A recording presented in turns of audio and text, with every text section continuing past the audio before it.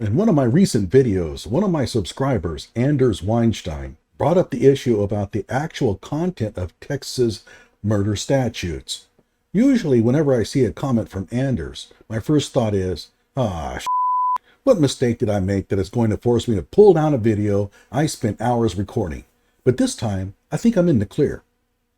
At any rate, this concerns the charge of murder against Karmelo Anthony for stabbing Austin Metcalf to death at a school district track meet in Frisco, Texas. People claim that a first-degree murder charge was too much. The district attorney is overcharging him. Yeah, well, after this video, I'll post the address of the district attorney so that you can send your apologies. Hello out there. I am trying to get through. With cold, blunt analysis cradled in the warmth of reasoning, it's time for Johnny Walker Dread to straighten you out on a thing or two. Emanating all the way from exciting Las Vegas, Oklahoma, it's time for the Johnny Walker Dread Show. First of all, a lot of media outlets are claiming that Karmelo was charged with first-degree murder. But is that even true? Well, yes. Is it true that they could have charged him with second-degree murder instead? No. As with Kyle Rittenhouse, this is yet another topic for which 90% of all those weighing in got it wrong. So, let's read the statute. Section 19.01, Types of Criminal Homicide. A person commits criminal homicide if he intentionally, knowingly, recklessly, or with criminal negligence causes the death of an individual. Now, that's not murder, that's criminal homicide. In fact, the next line, subsection B, says criminal homicide is murder, capital murder. That's a real extreme form of murder where you kill somebody because you were paid to, or you were in prison, or you killed a cop, or you killed somebody while kidnapping them. Manslaughter or criminally negligent homicide. Notice there's no first degree or second degree murder here listed. But hang on. We have a couple of definitions that are going to be important here. Adequate cause means cause that would commonly produce a degree of anger, rage, resentment, or terror in a person of ordinary temper, sufficient to render the mind incapable of cool reflection. Now, the defense attorney is going to claim that the actions of Austin Metcalf caused anger, that Karmelo Anthony is of ordinary temper, but because of what Austin did, he lost control of his emotions. Sudden passion means passion, not necessarily romantic passion, okay? Passion directly caused by an arising out of provocation by the individual killed or another acting with the person killed, which passion arises at the time of the offense and is not solely the result of former provocation. In other words, your emotional reaction was caused by something that happened at that time. You're not getting even for something that happened earlier. In self-defense terms, we're talking about something that's imminent. Okay, it says a person commits an offense of murder if the person, one, intentionally or knowingly causes the death of an individual. Number two, intends to cause serious bodily injury and commits an act clearly dangerous to human life that causes the death of an individual. And Karmelo Anthony clearly did that. He certainly intended to cause serious bodily injury when he stabbed Austin Metcalf. He didn't necessarily intend to kill Austin Metcalf, but that's not required here.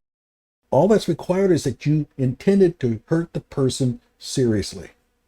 Now, we don't have to read the others. They're not really relevant here, but okay, it says here, except as provided by subsection D, which we will read here in a moment, an offense under this section is a felony of the first degree.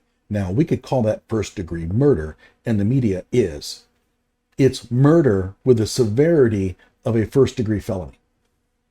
And this is where things get interesting. It says here, subsection D, at the punishment stage of a trial, in other words, after the defendant has been convicted, the defendant may raise the issue as to whether he caused death under the immediate influence of sudden passion, which we read before, arising from an adequate cause. If the defendant proves the issue in the affirmative by a preponderance of the evidence, The offense is a felony of the second degree. Now, preponderance of the evidence simply means that the judge would have to look at what the defense is presenting to him or her and say that the preponderance of this evidence indicates that the killing was caused by sudden passion due to an adequate cause. But notice, you can only raise this at the punishment stage. So it only made sense that the district attorney filed charges of murder, first-degree murder, against Karmelo Anthony, because the defense cannot raise the issue of second-degree crime of passion until the punishment stage is set. Then Karmelo's conviction of a first-degree murder charge is almost all but assured. Now, will his defense team be able to convince the judge that this was a crime of passion? Again, not romantic passion, okay? And the answer is probably yes. I think that will happen. I think that Karmelo Anthony will be convicted of first-degree murder. I think that the defense will then come in and say, this really should be a second-degree sentencing, and I think the judge will go along with it. Now, what about manslaughter? I think I'm going to cover that in a separate video. What I'm trying to show here is that the actions of the district attorney here are perfectly reasonable, perfectly normal. I would not have expected him to do anything differently. So for those of you who have criticized the district attorney for charging Karmelo with first-degree murder, can write your apologies to the following: Greg Willis, District Attorney, Collin County, 2100 Bloomdale Road, Suite 100, McKinney, Texas, 75071. Now, some of you aren't natural writers, or you're unable to think of what to say, so I've decided to write the letter for you that you can simply copy. So try this on for size. Dear District Attorney Greg Willis, I want to apologize for criticizing you and your office for filing first-degree murder charges against Karmelo Anthony. At that time, Johnny Walker Dredd had not straightened me out on a thing or two, and so I was badly misguided by the horde of less worthy YouTubers posting misleading and, frankly, stupid content. I can assure you that I will not make such a mistake in the future because I have decided to subscribe to the Johnny Walker Dredd Show.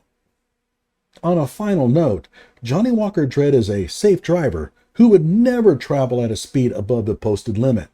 He will be passing through your county this June, and so if you ever see a citation against him, you will know that the cop is a dirty liar. Sincerely yours, and you can put your name in there. And then I think you could put down P.S. Go Bears. It turns out that the district attorney is a Baylor-crat, so that might score you some points. Like my video and subscribe to my channel.